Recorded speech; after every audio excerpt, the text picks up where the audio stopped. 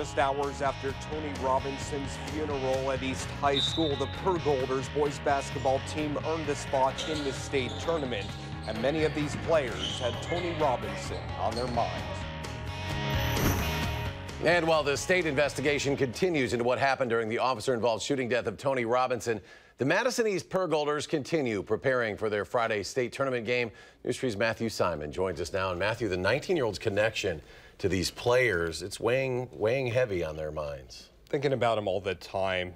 Tony Robinson definitely on their minds. Racial politics surrounding the shooting continue to be contentious, as we know, but for the Madison East basketball team, Robinson was simply a good friend lost in a deeply painful way. Following his death, players had to leave all that outside the court and play the 3 games leading them to state.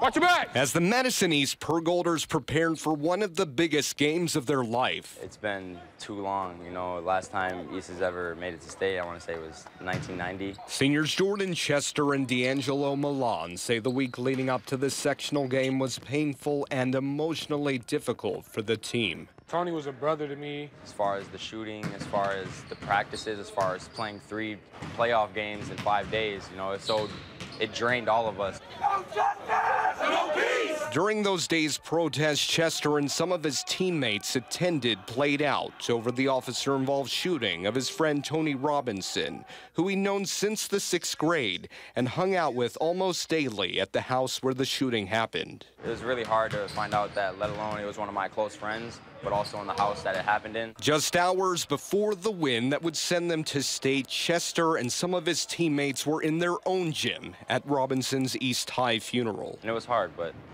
I got my mind ready to play, and we got on the bus and got the job done. Step up. That work paid off, and when the win came, so did the tears. When I actually got in the locker room and started crying, it was more of a crying of relief, you know, more of like, we did it, you know, we can get this off our backs. We never gave up. We got tough times during the season where we felt like, you know, we couldn't come up out on top. And I feel like we just made the light of those situations. Tony Robinson lives on in their hearts and on their souls. He's here with me right now. I'm happy, and I'm happy because I know Tony's happy. Players' attitudes, thanks in part to their coach, who, after seeing so much emotion from his players, reminded them of how hard they'd worked and told them to leave all that but the game off the court. East plays Germantown on Friday. We wish them the best of luck this weekend at the Kohl Center. All right, Matthew, thank you.